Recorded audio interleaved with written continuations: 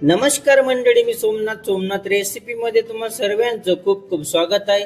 आज आपण बनवणार आहोत अंड्याची करी. हा एक लोकप्रिय भारतीय मसालेदार करी डिश आहे, ज्यात उबललेले अंडे मसाला ग्रेव्हीत ठेवले जातात. हे भारतीय उपखंडातील विविध भागांमध्ये वेगवेगळ्या प्रकारे बनवले जाते आणि लोकांचा फेवरेट मेनू आहे.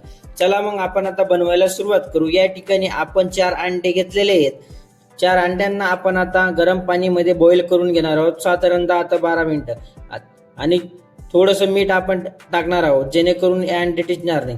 त्याच्यानंतर आपले अंडे उबलले गेलेले आहेत. वरचे साल आपण या ठिकाणी आपण काढून घेतले. त्याच्यानंतर आपण लागणारे साहित्य या ठिकाणी पाहणार आहोत. या ठिकाणी आपण 1 टमाटा या ठिकाणी घेतलेला आहे. 2 कांदे आपण या ठिकाणी घेतलेले आहेत. त्याच्यानंतर कोथिंबीर लागेल आपल्याला. तेजपत्ता 2 या ठिकाणी आपण घेतले. दालचिनी आपण या ठिकाणी अर्धा इंच घेतलेली आहे आणि मिरी साधारण मी 3 घेतलेले आहेत. त्याच्यानंतर 10 ते 12 लसूण, 1 इंच अद्रक, त्याच्यानंतर 2 इंच खोबरंचं साधारण घेतलेलं आहे. आपण एवढं साहित्य या ठिकाणी घेतलेले आहेत. आता आपण अंड्यांना घेतलेले आहेत, त्यांना असे अल्लर सुरीने काप करून घेणार आहोत हळूवार. आता आपले काप करून झालेले आहे. आपण आता गॅसवरती कढई ठेवू, त्याच्यामध्ये तेल ऍड करणार आहोत आणि अंड्यांना फ्राय करून घेणार आहोत. आता आपण एक एक अंडे या ठिकाणी, सर्व अंडे आपण या ठिकाणी टाकलेले आहेत. त्याच्यानंतर आपल्याला याच्यामध्ये धना पावडर चिमूटभर घेतलेलं आहे, हळद पावडर चिमूटभर घेतलेलं आहे आणि लाल मिर्च पावडर चिमूटभर घेतलेलं आहे. हे घेतल्यानंतर आपल्याला हे पूर्ण चांगलं मिक्स करून यांना चांगलं फ्राय करून घ्यायचं आहे.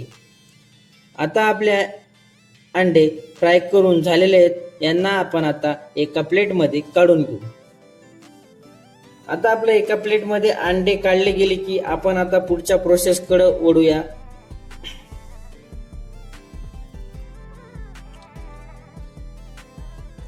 आता आपल्याला कांद्यांचे 7 ते 8 भाग करून घ्यायचे आहेत आणि हा कांदे आपण कढईमध्ये कलसून घेणार आहोत.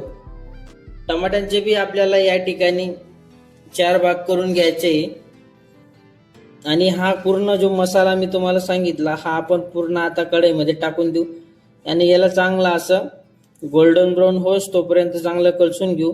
आता आपला मसाला कलसला गेलेला आहे. त्याच्यानंतर त्याला एका प्लेटमध्ये काढून घेऊ. काढल्यानंतर याला आपण आता एक मिक्सरचं भांडं घेऊ.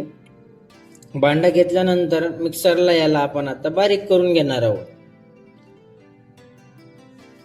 हा मसाला आपला आता बारीक करून झालेला आहे, तुम्ही पाहू शकता.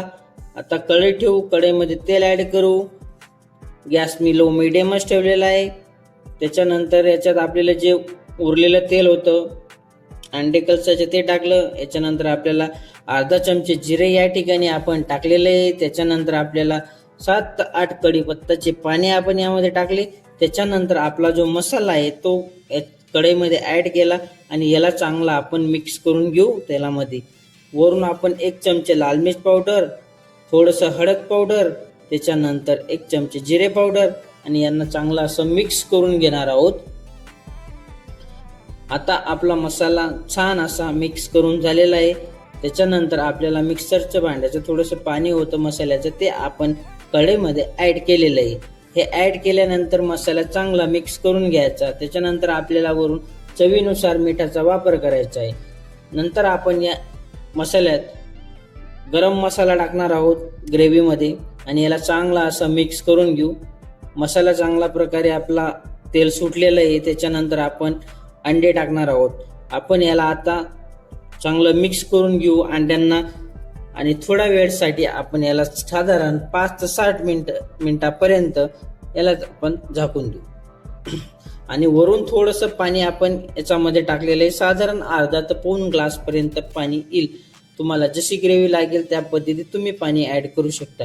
तुम्ही आता पाहू शकता 7 ते 8 मिनिटं या ठिकाणी झालेलं आहे. आपला मसाला पण छान आणि अंड्यांना पण मसाला छान असं झालेलं आहे आणि याला आपण आता मिक्स करून घेऊ.